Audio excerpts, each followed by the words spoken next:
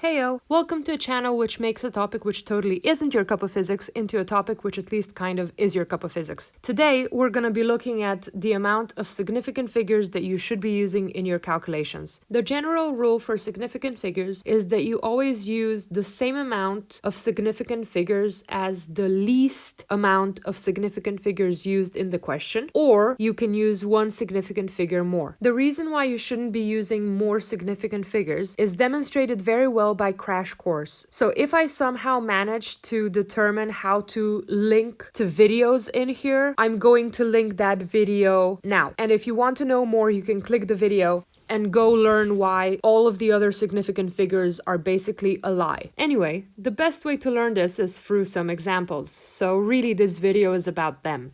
This first example shows us that the question is using one significant figure when talking about the speed of the car at time t0, but we can also see from the graph that the graph is using two significant figures, which means that we should be using two significant figures as well. If we look later on in the question, again, the question is using one significant figure. This means that we should be using two significant figures if the answer, of course, would want a numerical answer. Looking at some other examples, here again we can see that we have one significant figure and then we have two significant figures being used, which means that my answer should be given to two significant figures. Remember, the minimum amount of significant figures given plus 1. In the next example, it's the same. One significant figure is given, but we also saw that two significant figures were given before, which means that two significant figures would be appropriate here. If we move on to another question, and hence another example, here, all of the values are given to two significant figures, which means that your most appropriate answer would be given to either two or three significant figures. However, remember that we said one significant figure more than the least amount of significant figures. This means that you're going to be using three significant figures. And again, for the following question, again, three significant figures. Nothing wrong with using two, just in case if you were wondering, so don't worry about this. But two is the minimum in this case. If I move on to another question, two significant figures again, and two significant figures again, which means that my answer should be to two or three significant figures. Guess which one? Two or three? Hopefully you guessed three.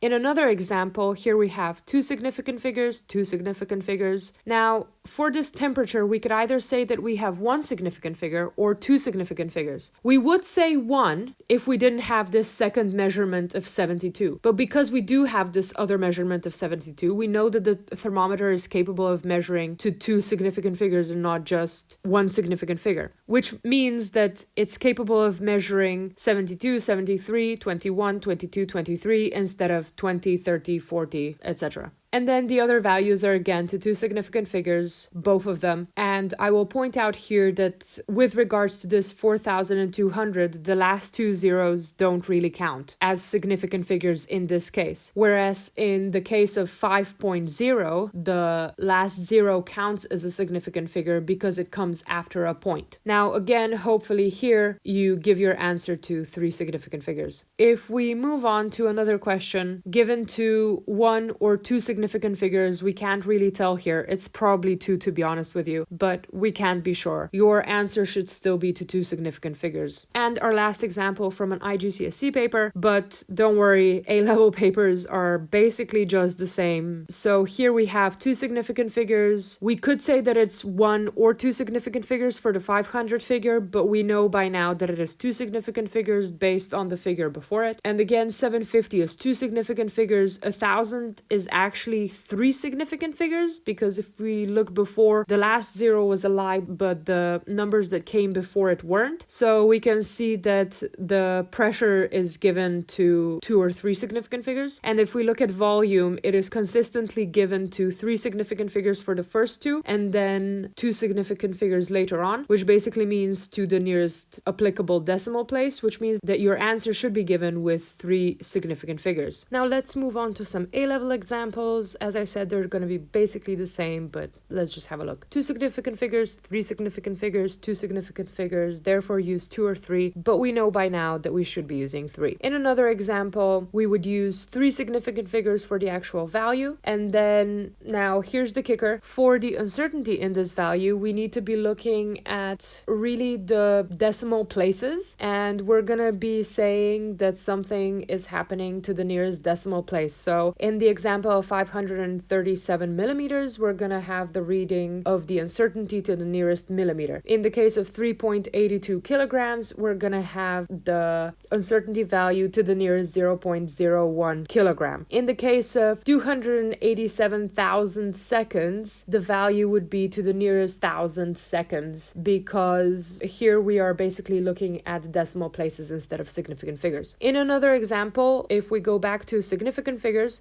we have 2 significant figures, 2 significant figures, 2 significant figures.